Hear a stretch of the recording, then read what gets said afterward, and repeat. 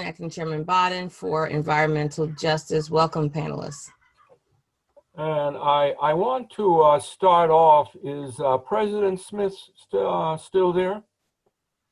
Yes, he is. Let me just start off by saying you have heard verbally online our new chairman of the Environmental and Climate Justice Committee, Marcus Sibley. And I just want to thank President Smith for the opportunity of being the acting chair for the last 10 months. And this has been a banner year for New Jersey when it comes to environmental climate justice. And this has been a great opportunity for everyone. And we want to welcome Chairman Sibley to the position. He has all of the background information. The only thing is he has to get permission from his wife to be online. Okay. But again, we want to thank everyone involved in this, and we want to get started with our panelists. First, the theme of the Environmental Climate Justice Workshop is Environmental Climate Justice during the times of the 56th New Jersey governor. And I want to remind you all that the 56th New Jersey governor is a former member of the National NAACP board. So we are in a position, and this is one of the reasons that we're having such a great year. Eventually, all of our NAACP members end up in positions where they can make a change. And we can see that starting back in the last century. And we just want to thank them all. We have a special guest, Jane English from the National NAACP, and she'll be speaking later. We want to get started again, and I want to repeat, this is the 11th year of the National NAACP Environmental Climate Justice.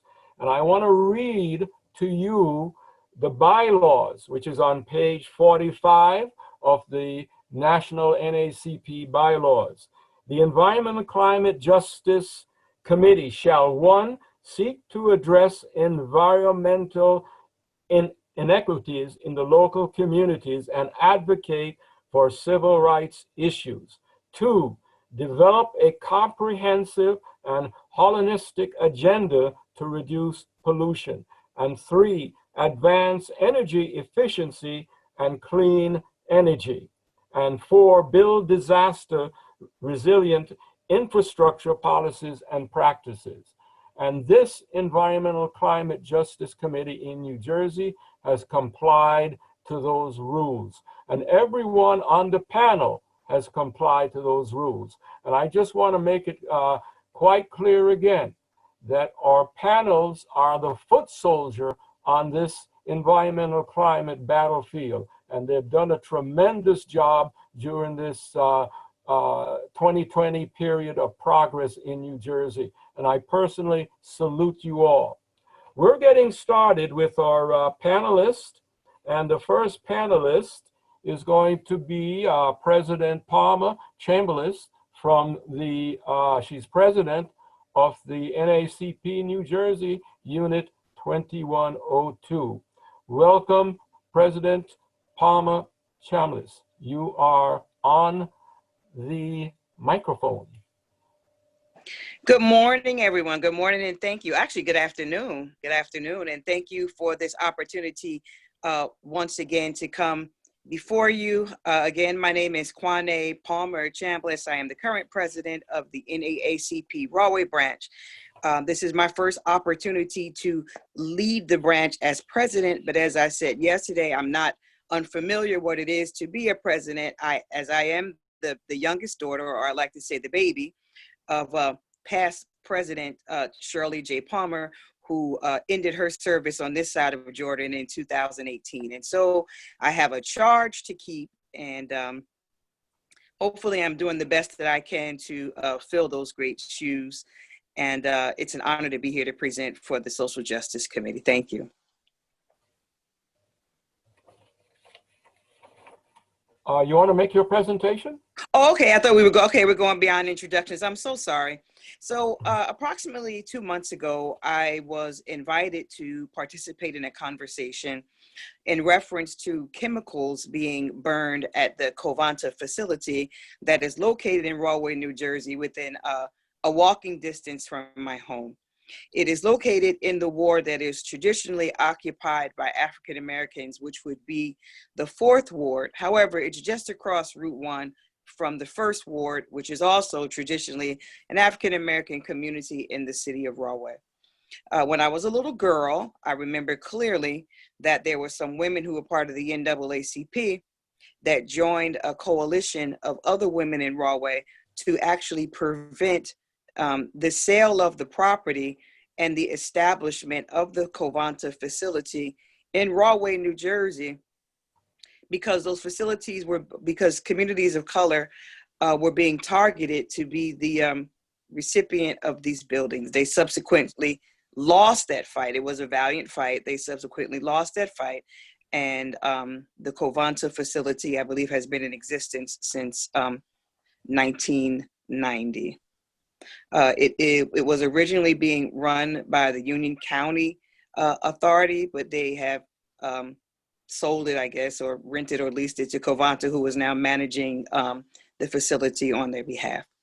So approximately 2 months ago, these great warriors in environmental justice, and I mean they are excellent, came across information that there was going to be a test burn of a chemical that had been rejected in the state of New York, and for whatever reason, New Jersey decided that they would go ahead with the testing, and the Rahway facility was chosen to be the facility that this testing would go on.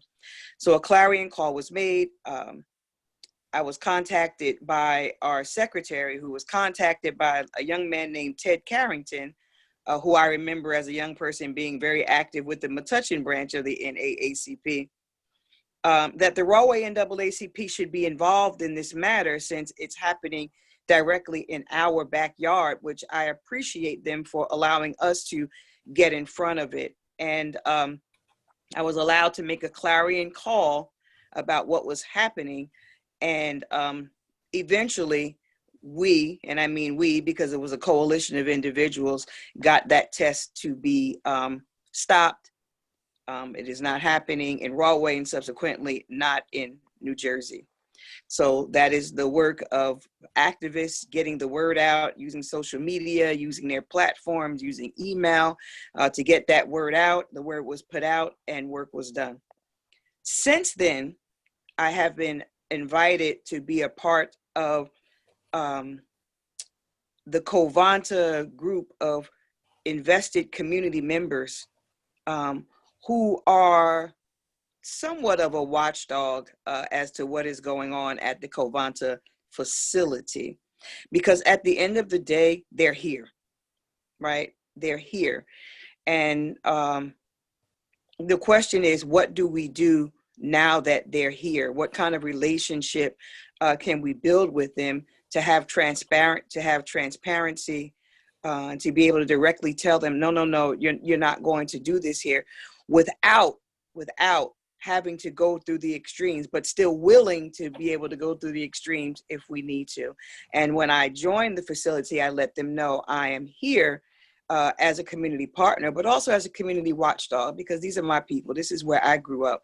We are affected the quickest by this. As a matter of fact, our elementary school that's just across the highway from the facility, which was a great performing elementary school when I was there, is now the least performing elementary school in the city and has been that way for more than 15 years. Now, we're not saying that there is a direct connection between what's coming out of that stack and our young people's ability to perform and the rising rates of special needs in our community, but we're also not saying it's not. So I am on them about their responsibility in the community, not only to make sure that what is coming out of that stack is what is supposed to be coming out of that stack, but they also partner with us in making sure that they provide help in the area of STEM, education, because our young people in our elementary school are introduced to earth science, which includes environmental sciences. And so we are currently working with them to make sure that they partner with our elementary schools and using their expertise to introduce our young people about the dangers of pollution, what they do, why they do what they do, the number of engineers that are connected to what they do. So our young people know that besides garbage trucks coming in and dump trucks full of ash going out, there is an environmental piece that goes along with running an incinerator plant. So Friday, we just had our second roundtable meeting and discussion. And hopefully by our third roundtable meeting and discussion, I will be able to have the local principal on board, a member of the school board on board, because we're in the middle of a very highly contested school board election. And we are able to put those plans in place to make sure that their community responsibility is first and foremost, and that they keep us informed, as they should, about different things that are happening at the Covanta plant. So once again, I'd like to thank Mr. Ted Carrington. I'd like to thank Mr. Bodden. And I'd like to thank all of those activists. I mean, you guys are just awesome. I mean, I was really, really impressed with the level of work and commitment that goes into watching these plants. So again, thank you for the opportunity to present. Thank you for the opportunity to make a relationship where one may have existed, but what was broken. And I look forward to working with the Environmental Justice Committee on these matters. Thank you so much. Thank you, President Palmer Chambliss. You are walking in your mom's footstep. Great job. Keep it up. We're moving on to Camden, which has the similar report. And we have Kevin Barfield, who's president of the Camden County NAACP branch 2080. And he will give a report on the Camden Covanta incinerator. President Barfield. Good afternoon, everyone. Can everyone hear me? Mm-hmm. Okay, great. So first I'd like to thank, a special thanks to you, Mr. Keith Bowden, for chairing this committee, allowing me to also be a part of this panel discussion with these individuals that we know that are fighting for environmental justice. I'd like to congratulate Marcus Sibley on his appointment to the environmental committee as chairperson. And, you know, just sitting here, just listening to Ms. Palmer, it's just like our stories is so similar, it's so exact in reference to this whole process and how Covanta came in around the same timeline in Camden. And even before Camden, you know, the facility was built, the community was concerned about the location that they wanted to build. And it was the same thing in reference to the land being, you know, set aside for that particular project and other projects in the same community that had other industries that were environmental pollutants. So here we go, basically 20 years later, and from a report that had came out in reference to the incinerator in Camden, May of last year, that we're hearing that the soot and the particular emittance that were coming out, the high levels of lead and mercury, the community was not aware of this. And even fast forwarded up until Mike Ewald, executive director of Environmental Energy Justice Network, actually brought it to the attention to not only the national but the state, and reached out to me as a local president, that we were aware of a particular project, a microgrid project, and then how it connected to Covanta. And then that's when, you know, for me again, you know, living in the community, I started attending the meetings and kind of got reintroduced to what was happening in reference to that incinerator.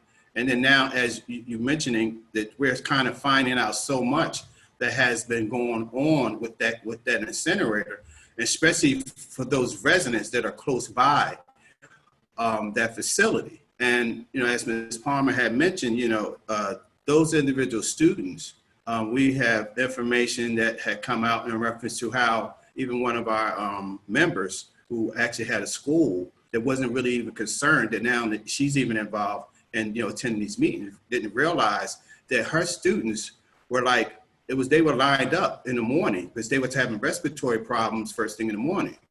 So even with the report was stating the fact that Camden has 3 times the rate of asthma admission to hospital emergency admissions for asthma, related causes with children. So all this is being said that now, and this is kind of, really for us in this community, a wake-up call to say that we need to investigate and really see what exactly is going on within that facility.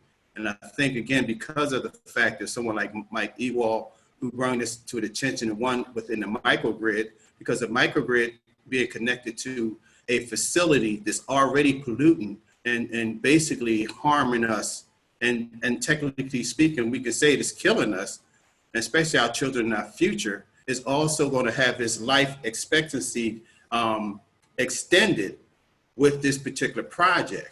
So since, I think it's probably been about 4 months now since, a group of residents have got together. You have a coalition of individuals, and us, our local branch being at the table, has been asking questions, doing research, trying to put things together to where as though we can have, as Ms. Palmer said, we would like to more or less be,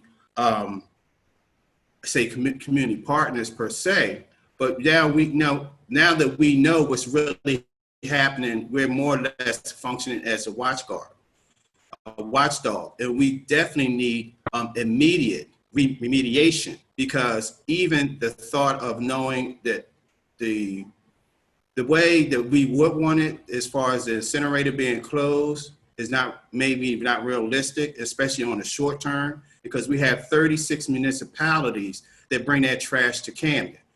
We also, we don't know if there's plastic being burned. We don't know what's actually also being burned, but we know that the time frame in reference to how they test is too long in between. We don't know what emissions that are going into the air. We just know that at certain times of the day that you can see a cloud of smoke.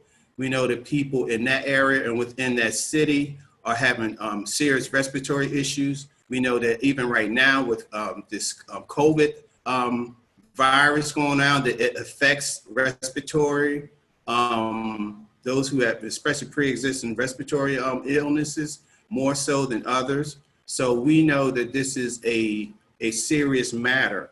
And through this process, we even have drawn a resolution to present to a form of resolution to present to our environmental chair and our state president, which we already have by email, but to ask for support as we go against our local politicians, Cavanta, and trying to bring some remediation to the issue that we know that's impacting Camden residents.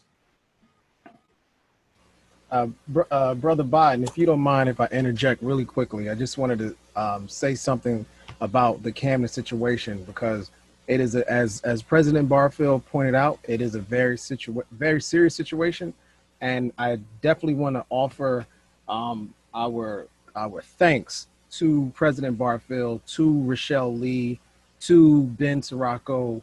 These are all members of the branch who are foot soldiers in this fight.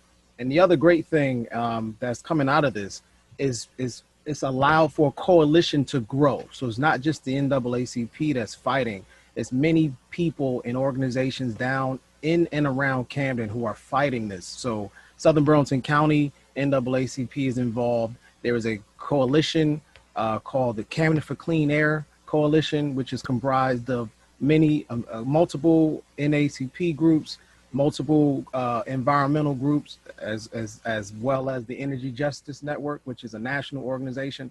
So I just want to point out that this is a very serious situation going on in Camden. As President Barfield pointed out, there are many health implications from air pollution as well as water pollution. So it affects our communities worst and first. And we're honored to have other groups that are joining us in this fight. And I definitely want to encourage all of our areas across the state. We have to join forces because there are forces that will push this agenda, and they do not care about our communities being impacted and dying. So we have to continue to join forces. So again, I want to give a nod to President Barfield and Rochelle Lee and all of the members of the Camden branch that are on the forefront of this major battle going down in Camden. Thank you, Brother Biden. Yes. And I also want to give a salute to our Chairman Sibley. He's been on the battlefield in the last 10 months, and the New Jersey NAACP now have a definite hold and understanding on the issue, and it's going to continue. Thank you, Chairman Sibley. Yes, and to even follow up on in reference to what Marcus just said again, I definitely have to thank Marcus again, because as you said, his voice actually being at these meetings and actually being able to carry our message outside of Camden City was very important, because, you know, we've also had meetings with, he's been able to speak to the governor's staff to get them all up on a board. You know, we're definitely reaching out to the state agency, the Environmental Protection, Board of Public Utilities, you know, asking these questions, trying to slow down the process in reference to permits being passed and move forward. And as he mentioned, the great people such as, you know, like you're saying, Rochelle Lee, she's actually did and drafted our resolution.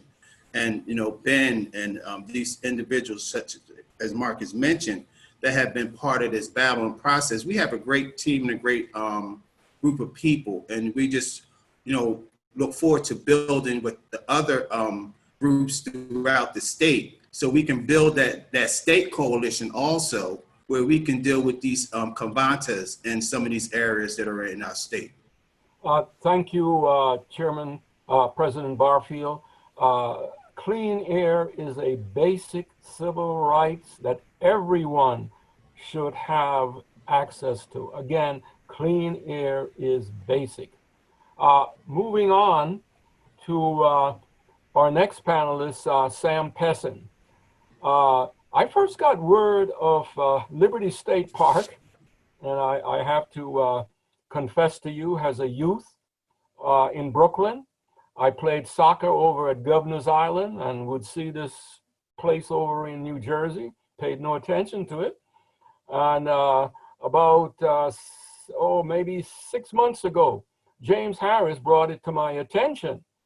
And I've been there and I've looked at Brooklyn and New York from the Liberty State Park view, and it's a great view. Sam Pessin is the next speaker, and his father was the founder of Liberty State Park, and they're both NAACP members. Sam, let me just again thank you for this great job, and now your presentation. Thank you, Brother Keith, for your inspiring dedication and diligence and integrity as acting chair of the Environmental Climate Justice Committee. Liberty Park is sacred and priceless public land because it is very scarce urban open space and urban nature in this crowded concrete area. And the park is also sacred, of course, because it's behind Lady Liberty. The park is an urban quality of life public resource for our emotional health, mental health, spiritual well-being, and physical health. The park is a local, state, and national people's park, recreational, historical, natural, and cultural treasure where people of all ages, colors, religions, and backgrounds enjoy themselves together. And my father, Morris, the father of the park, he saw in '57 a waterfront wasteland of abandoned rail yards and decaying piers, and his vision was to transform that shameful junkyard eyesore waterfront into a beautiful family park and to have access from New Jersey to the statue.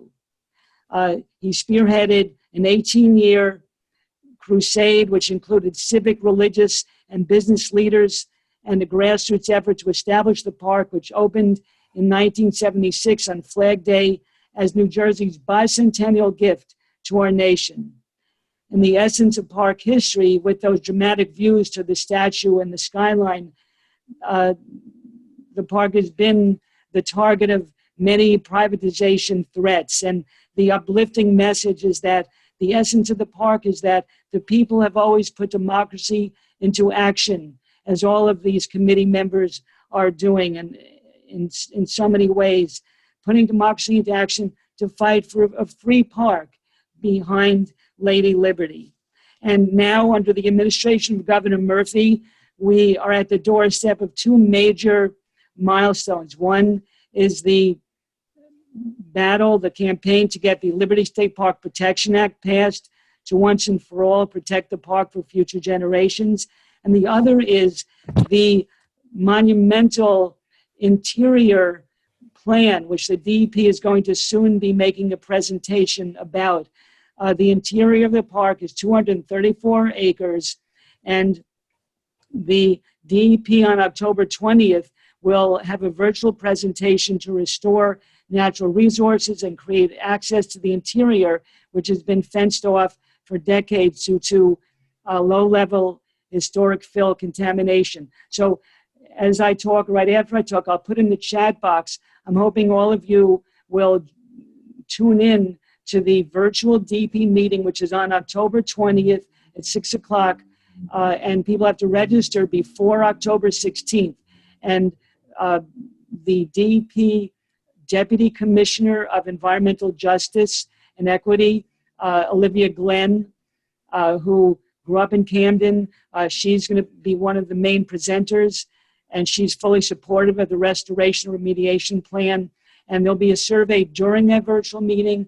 And on the 21st, the day after the virtual meeting, there will be online a 2-week survey and public comment period that I hope everyone will express themselves on. So let me briefly just mention what the plan, which started with Governor Whitman's stopping a golf course plan in 1995.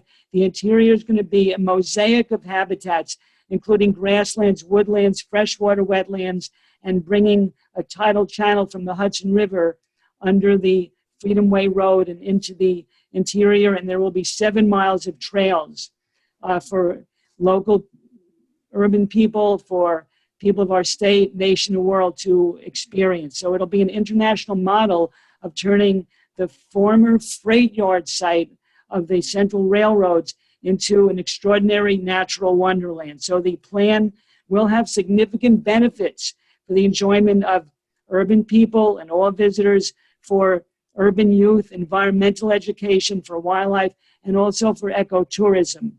And it will be one of the largest and greatest urban natural areas in the world. Let me briefly quote from Deputy Commissioner Olivia Glennon's press release from a couple of weeks ago. Engaging with and listening to our communities is critical to all of our environmental justice and equity work. We know that improved access to natural landscapes are priorities for our communities, but there are often other community priorities that we can address, like reducing flooding, brownfield revitalization, and she wants to make this conversation of the people of our area, of our county, of our state, which is critical to the success of the design. And just her bullet points, and Olivia Glennon, as I mentioned, she grew up in Camden, and that's where she became an advocate for the environment and for environmental justice. So the bullet points are: the interior plan will clean up contamination in a safe and legal way, restore natural ecosystems, improve water and air quality, create additional access to the park for nearby residents, reduce runoff, help mitigate climate change, and create some public use enhancements. And the DEP also, within the last few months, has stated, as Liberty Park continues to evolve in its 44-year history, that it is very much open and welcomes and will be collaborating on some active recreation amenities also in Liberty State Park. So with the active recreation amenities, with the interior natural area, the park will move light years forward toward its completion. That plan that'll be shown on October 20th is 30% designed with the engineering details. And so the public is very much welcomed to give the Murphy administration their ideas on Liberty State Park. And I would mention that African Americans and other people of color are the primary users of the park. Most of the regular users come from the adjacent neighborhoods. And especially during the pandemic, after the park was closed for a month, it became so much more abundantly clear that the park, as a serene, peaceful, open space to get away from the densely populated region, is such a spiritual healing public resource for the people of our state. So when the Protection Act is passed, Liberty Park will fully realize the great vision as America's backyard and as our urban backyard, next to our national shrine to liberty and democracy. And once the Protection Act is passed, and I hope you'll look at the Friends of Liberty Park website to learn about the Protection Act, there certainly will be finally a future of peaceful collaboration without privatization threats, and we all can work together to make this priceless park one of the greatest in our nation and one of the greatest in the world. And I'll say that former Majority Leader Bernie Kenney once said that next to the Gettysburg battlefield, that he felt that Liberty Park was the second most sacred public space in our nation. And so I'll just end by thanking Acting Chair Keith Bodden again for his tremendous work, his vigilance and diligence. And I want to wish Marcus Sibley strength from God and wisdom as you, Mr. Sibley, carry out your duties as the new chair of the committee and with your leadership. So thank you for this opportunity. Thank you, Brother Sam. And I just want to make a few short statements. When I go to Liberty State Park and look to my left, I see the issues related to 9/11, but I also see Central Park. When I look to my right, I see Brooklyn, and I think of Prospect Park and Soldiers Field, where as a youth, I played soccer and baseball. And, you know, with everyone on today, do you see the impact that NAACP members are making? It's no longer chatting, it's hands-on activities. And Brother Sam and his family has been involved with this for a lifetime. And we're looking forward for this park to become, and I might add one more thing. The first thing I saw was a monument to veterans at Liberty State Park. And I'm looking forward for this park to become the central park, the Prospect Park of and also Gettysburg of New Jersey. Keep the good work up, brother NAACP member Sam. Thank you. Thank you very much. I did just put the information about registering for the DEP meeting in the chat. And moving on, if we're in the 11th year of the NAACP Environmental Climate Program, and the NAACP Environmental Climate Program and staff today in the nation is now the US EPA because of the issues that are taking place with the 45th president. Let me repeat again. The NAACP Environmental Staff Program is now the US EPA for our nations. One of the reasons that it's very successful is because of our next panel member, Jane English. Let me just give a brief biographical sketch. Jane English is the National NAACP Environmental Climate Justice Program Manager and served as the Mid-Atlantic Northeast State Field Organizer for Region 2 and Region 5. Jane is an experienced human rights and social justice organizer activist. From her early activism in the struggle for desegregation, membership in the Glass Bottle Blowers Association, AFL-CIO, Local 155-156, to landlord-tenant organizing. She was also involved in the anti-apartheid protests, voting rights advocate, criminal justice reform.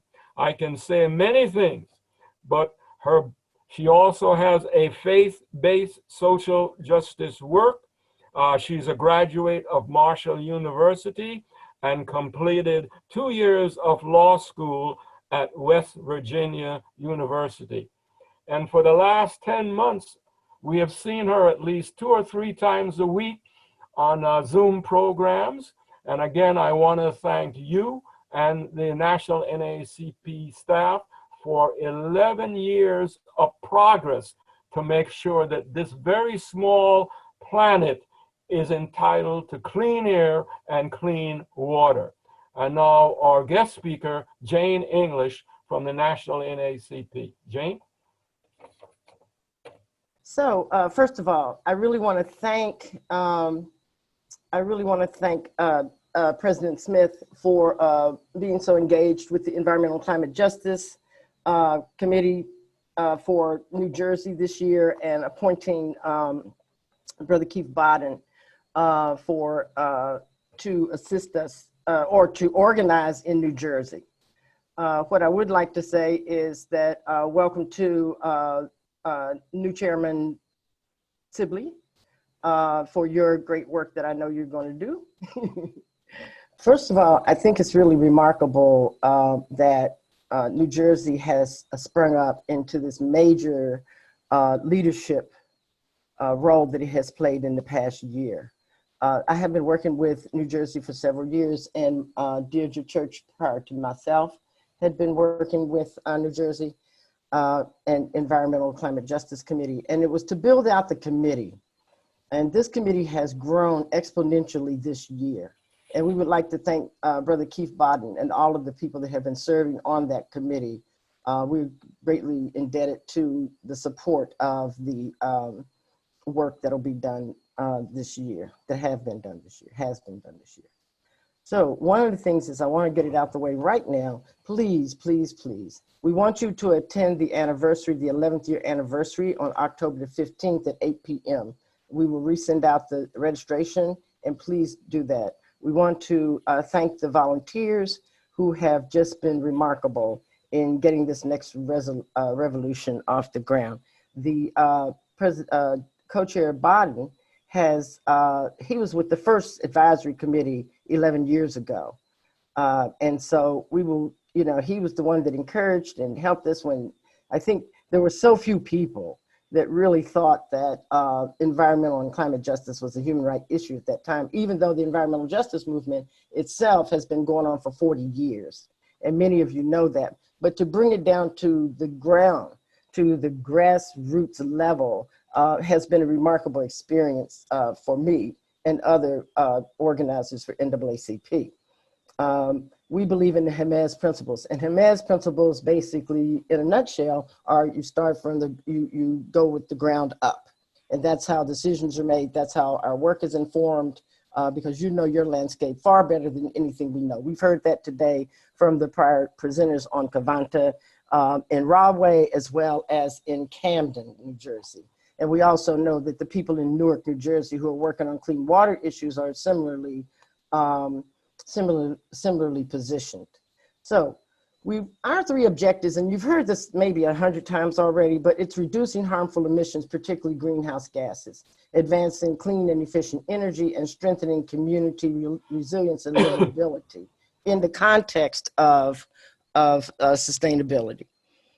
So one of the things that that New Jersey has been really instrumental on this year and stepped up remarkably on Clean Air Act activity, both the incinerator cases as well as the just in general. But Cavanta has, and you've already heard that story about Cavanta, has been just a dastardly situation. And so last year on Rosa Parks' Day, we kicked off our Transit Equity, Clean Air, and Healthy Communities initiative.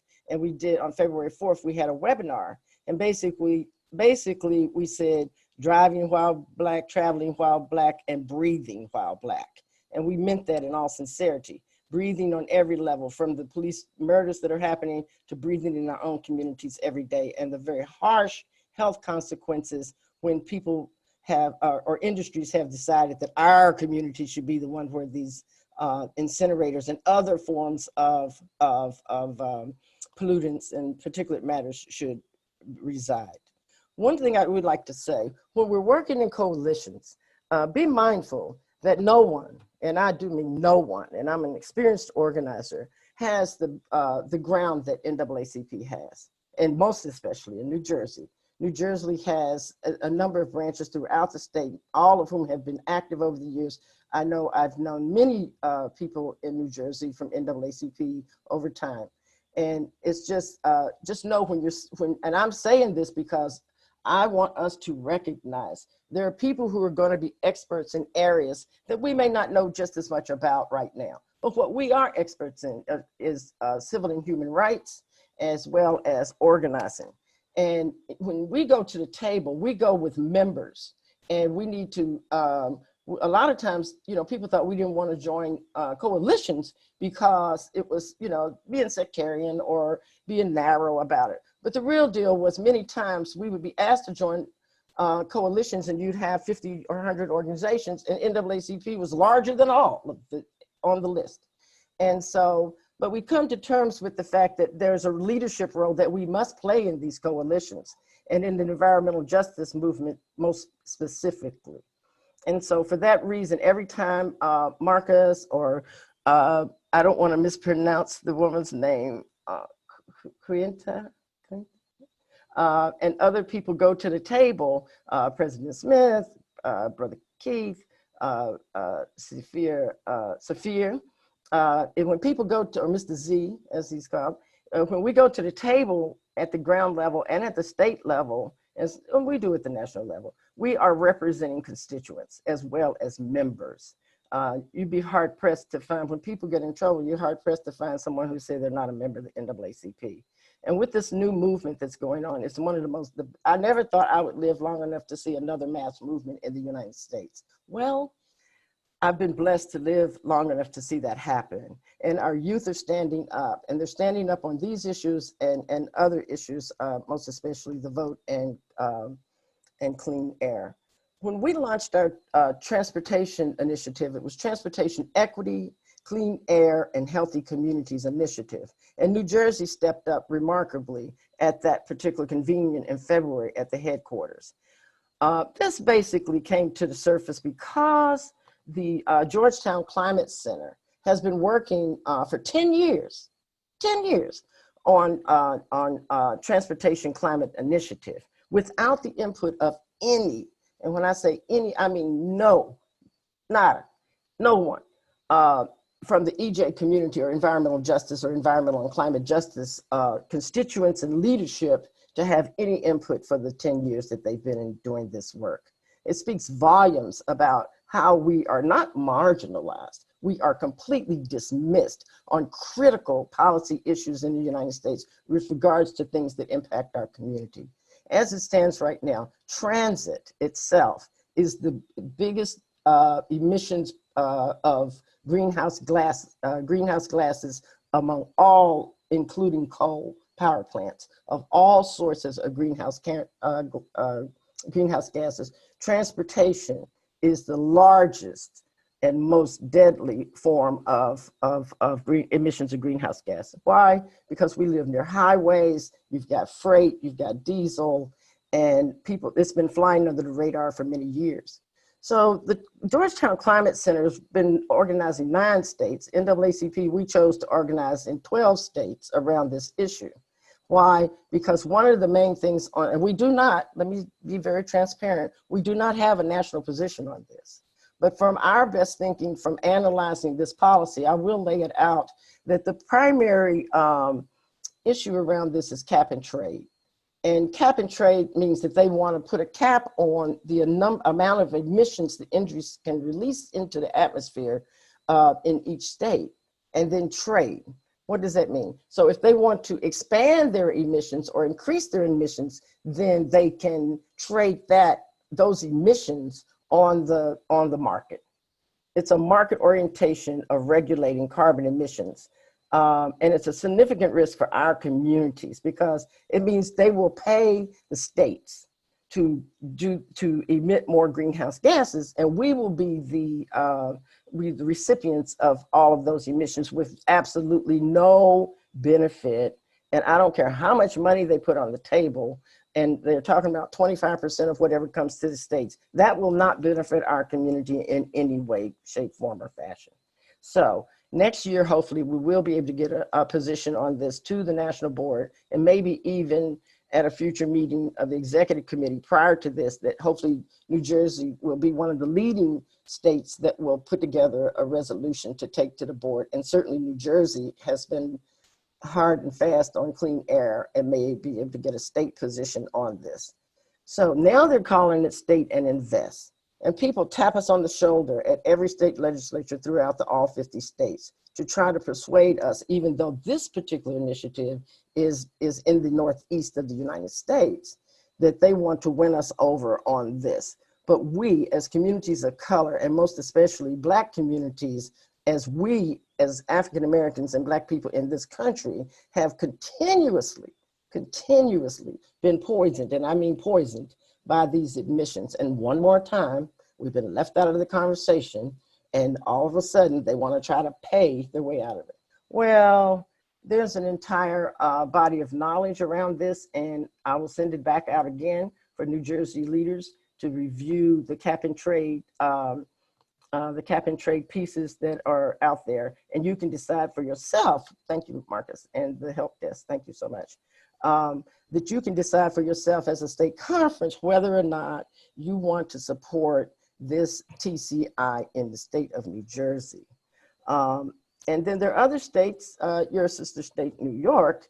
There's some people there that want to be the leading state now. At first, New York backed away from the table entirely from this initiative. They said, we'll take care of it ourselves. Now, why is this so important today?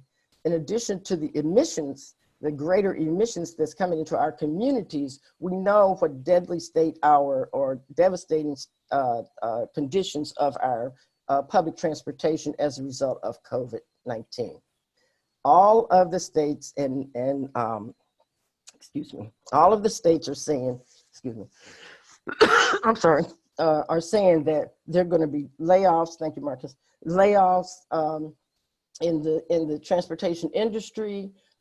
There's going to be downsizing. There's going to be less reduction in service. But we're saying, okay, take some of the police money, the $15 billion that's going to certain police departments, or how many ever $1 billion it is, and transfer it over to transportation. Excuse me. This is a critical issue for our communities. We have workers trying to use these transportation sources all over the country to get back and forth to work. Families use it in the District of Columbia. Our children use it to get back and forth to school because we do not have public school buses in the District of Columbia, and they can ride without cost, or the taxpayers picks up the cost. I just want to thank New Jersey because you have stepped up on every last one of these issues. You have been in the forefront of our branches throughout the United States. And I will say this unequivocally, that you have really stepped up in a way that we have been able to point to for other state conference and local branches to say that, this is how we want to do this. And New Jersey Environmental and Climate Justice Committee has presented on our national call several times in the past year, and we are eternally grateful for that. It is not one of the glossiest issues on the planet, but it is a life-saving issue that we must engage in, and we must elevate our youth leadership around this. If we do not elevate our youth leadership around this, then it's all for naught. I mean, that's how all of us came to be. Our senior leaders or elders trained us on how to organize and how to evaluate issues and be a part of the policy conversation and take it to the streets when we needed to. And we may have to very well do that given the threats that are coming on our election. Please vote. Please vote. Well, I don't want to get into this battle about this park. What I would like to say about parks, and we did have a person from Berkshire County, Massachusetts, that attended our training in the Transit Equity, Clean Air, Healthy Communities, who is a specialist on why we need public spaces for outdoor activities, whether it's forests, whether it's picnic grounds, whether it's parks, whether you name it, we need it. Why? Because it impacts our health and our mental stability. And so that's just something to consider. However you shake out on that issue is not our concern. I just would like to say that it is a remarkably healthier way to live. We have lots of reasons why we do not engage in parks, in forests, in camping, because of the harsh reality that we may be attacked in those environments while Black. Nonetheless, we're going to move forward and continue to take part in anything that's healthy for our communities. And that's like our DC District of Columbia branch, and I'll leave it here, is taking up food justice issues and the impact of asthma on children. And they're doing that with the Children's Law Center at the District of Columbia. I want to thank you all so much. You all have been wonderful. Brother Keith, there's many times I know I've called you all kinds of times day and night. Please thank Mrs. Bodden for that that leeway, and thank you for calling me early in the morning. I appreciate that. Getting my day started very early and saying, I know you're up, so can we talk about it? Okay. Like, yeah. Well, so thank you so much. And I want to thank the entire New Jersey State Conference for the wonderful work you do. And if there's any way we can be of service, I'll try my best to do that. We will try our best. It's a team over there. Thank you so much. Thank you, Sister Jane, and continue the great work. And I'll wake you up early. We have a few more minutes, and I want to see if there's any questions in the chat box, Brother John. Yes, there's a few. Several persons want to know about what are we doing in reference to the issues in reference to the Camden issue and the Rahway issue, and if we could have someone speak to those two issues, and then there's another question that I'll pose. Hi, this is Kwane. I was trying to read the question that the young lady had asked if someone could read it to me. She specifically said that she had a question for the Rahway branch, but I can't be on camera and read simultaneously. Okay, so the question is, my question may have, I previously was employed by a local New Jersey authority solid waste unit. My question is, does your interest also consider and or address concerns with the municipal authorities as well? Consideration of product type being carried, process, and tonnage, et cetera. Answer is yes, and it is something that we should look into. I happen to be on a Zoom meeting dealing with solid waste, and the one thing that I noticed is that out of the 6 panelists, all of them were white males. Every last one of them were white males. So we are not, our concerns as African Americans, at least in Union County, where those questions are concerned, are not centered because we're not even at the table. So at this point, there wouldn't even be, I could pick up the phone, what looks like you and I, to be able to say, hey, what's going on with solid waste sewage in Union County, because we just are not there. And I want to thank all the panelists, and questions in the chat box will be answered directly to the person that asked the question. But again, I want to thank all the panelists for being here and continue the great work. I want to give the last word to our Chairman Sibley. Chairman Sibley, keep the good work up and assure that we comply to the national NAACP rules and regulations. Thank you so much. Continue. Thank you very much, Brother Bodden. And again, thank you to everyone on this panel. I've been looking at the questions in the chat, and we're absolutely, for the last question, environmental racism, environmental justice impacts every aspect of our lives. And this is why we have to understand that if we can get in the streets over police brutality, we need to get in the streets over environmental racism, because that's killing us at a greater rate than the police ever will. So we have to realize that. We have to stop letting the national narrative impact our passion. Our passion should be about our people. Our passion should be about our young people having the opportunity to learn and to thrive. And that's not happening with these pollutants that are in the air. So moving forward, we're absolutely going to continue to tackle every aspect that's impacting Black and brown people in the state. I would absolutely like to thank our president, Richard T. Smith, for having the faith in me. And I also like to thank Brother Biden for carrying us this far. This is a relay race. Everyone gets a baton. Your job is to do the best you can and then keep the race going. So I appreciate this opportunity. We will address the remaining questions within the chat. At this point, thank you very much to the Environmental Justice panel. And also, again, thank you very much, Jane, for joining us. We will absolutely continue to work with the national office. This is very serious. And we need the national, we need you guys on board. We need the national office to write letters. We need you to make calls. We need to be able to walk in the rooms and say we have the support of the national office. So we look forward to those opportunities, and thank you for everything we've done thus far. And we look forward to working with you moving forward. Thank you again to every panelist and to Brother Biden for putting this together. Very, very informative. You know, environmental justice is something that should be on the top of our list, just as we view criminal justice. There's just a lot of inequity and there's room for all of us to get in on this work, right?